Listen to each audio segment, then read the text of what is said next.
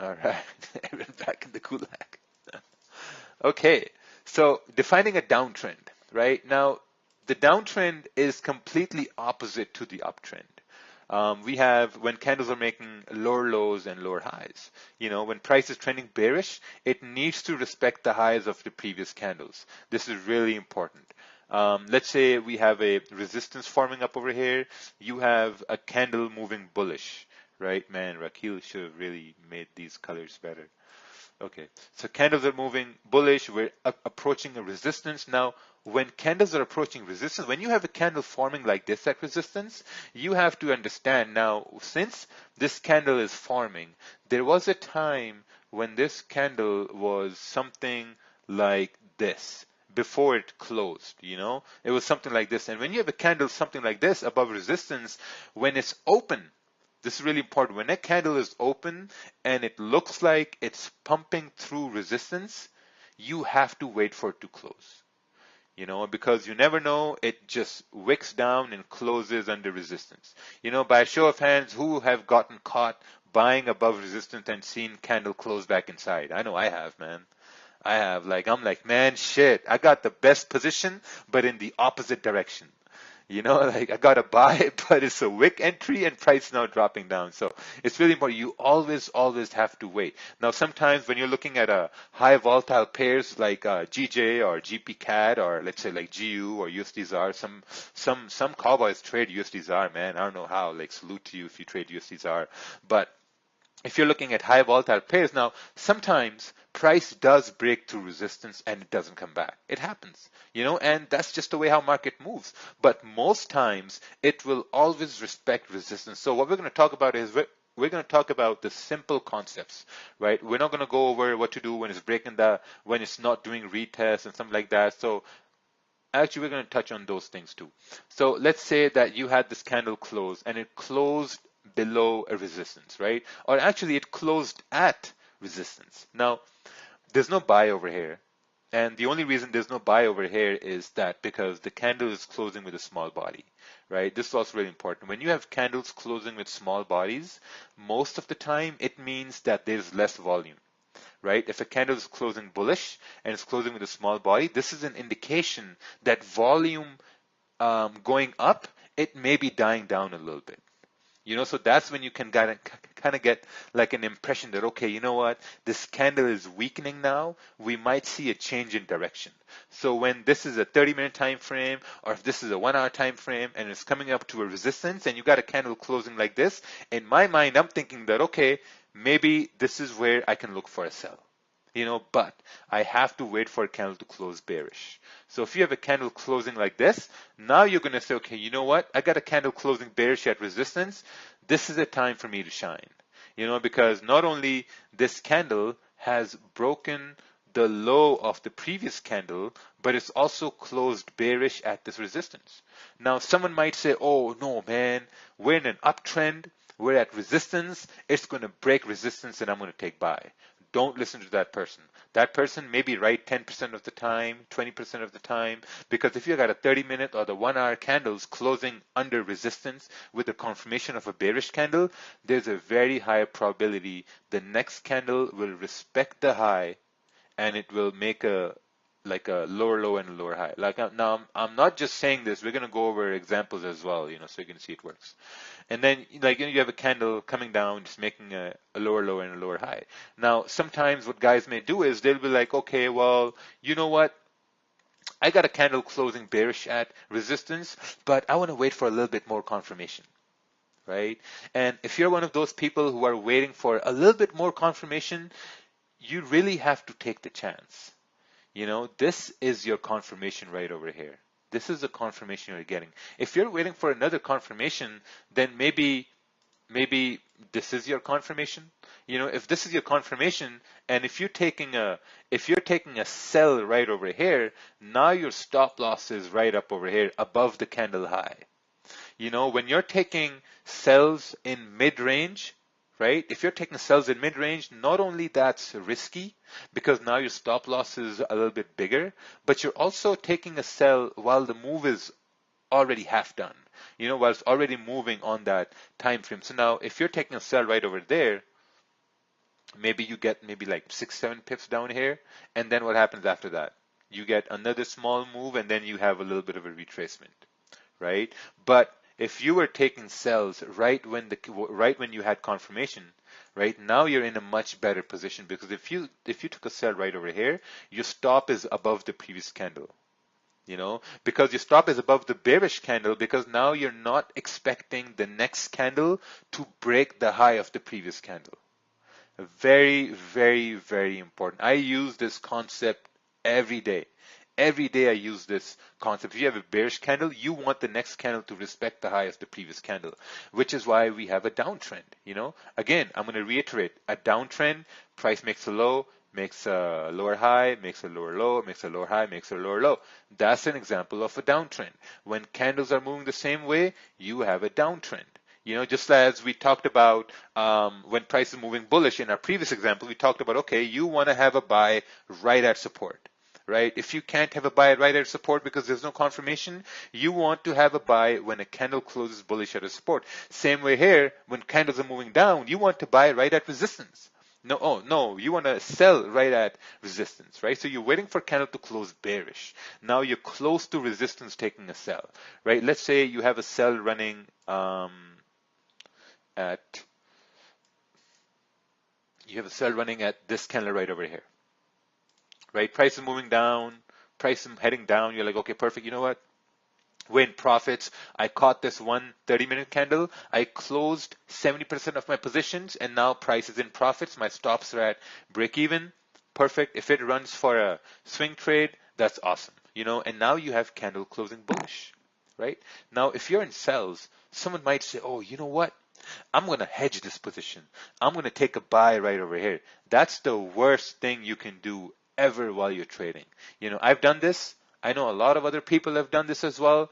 You've been in sells and you've taken buys. You've tried to outsmart the market, but the market comes back with I don't want to say it, but this is just bad discipline right here. So when price is retracing, for a fact that if we're rejecting a higher resistance, maybe it's just retracing to make overall lower high.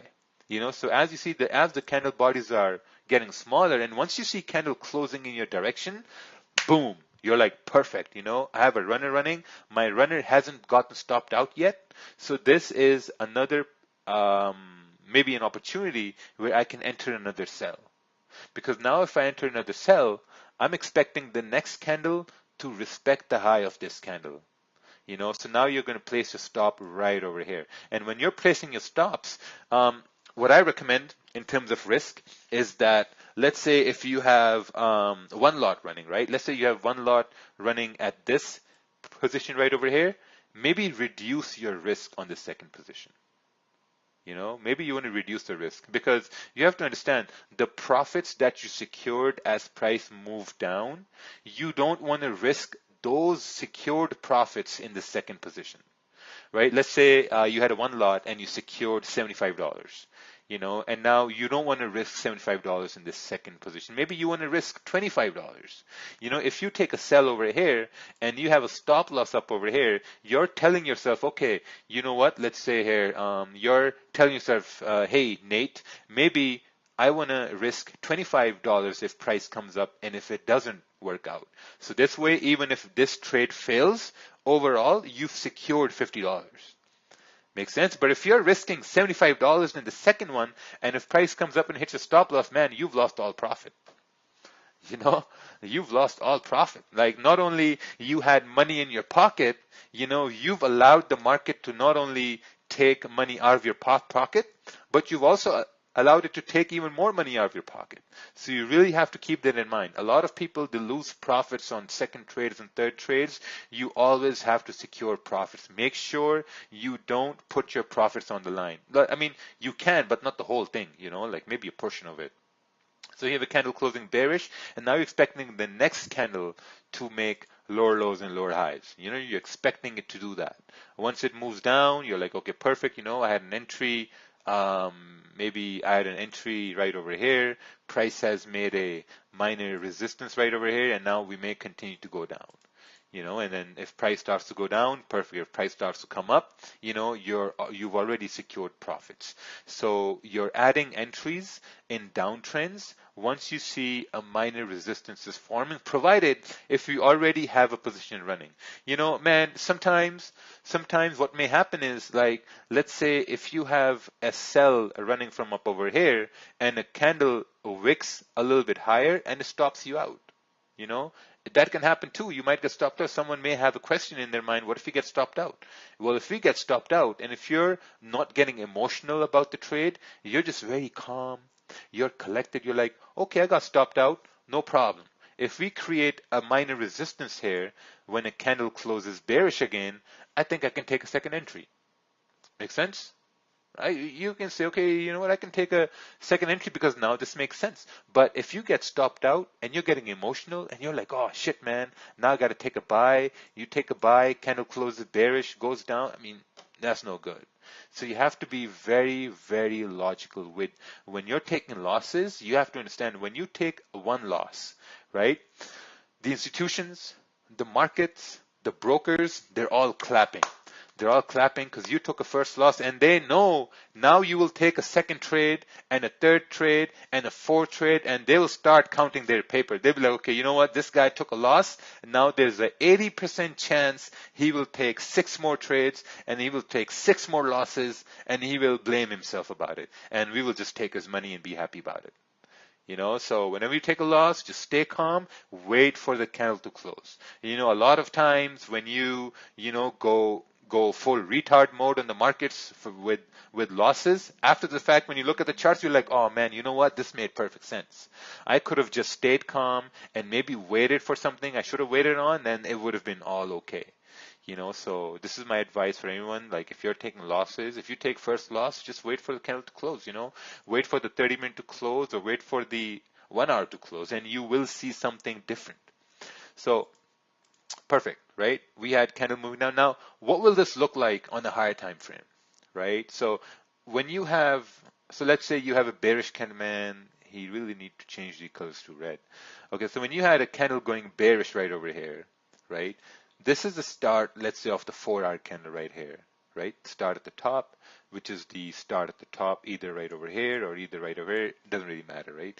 We have start on the top right here, and then we have a close. We had the bottom right here, which is the bottom over here, and then we have a close right here.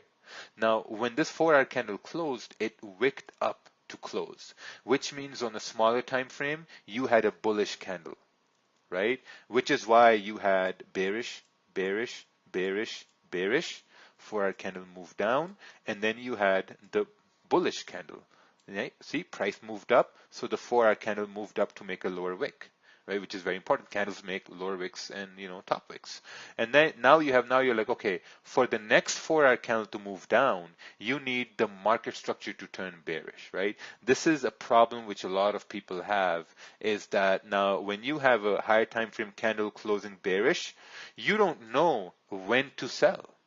You don't know whether the next 4-hour candle, it may, let's say if it's going to go down, you don't know if it's going to wick all the way up over here, if it's going to wick all the way up over here, or you don't know if it's going to wick over here, or you don't know whether it's going to wick up or not. This is something we really have to learn, and the only way to know how far it's going to wick is if you can find confirmations on smaller time frames. Make sense? If you see the small time frames flipping in your direction, then you know that, okay, if the smaller time frame is now trying to flip bearish, this means the 4-hour candle now may continue to go down, right? So now this is why they say that, okay, you need to visualize the higher time frame, and then you need to execute on the smaller time frame, because you're looking at the smaller time frame candles move, basically.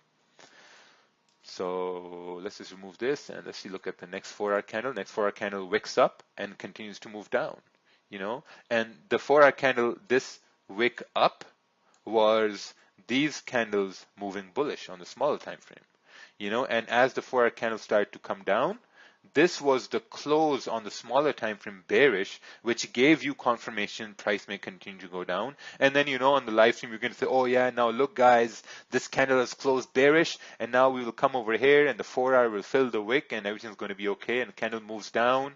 And then you post it on Instagram and you're like, look at this. And everyone's like, oh wow, man, so amazing.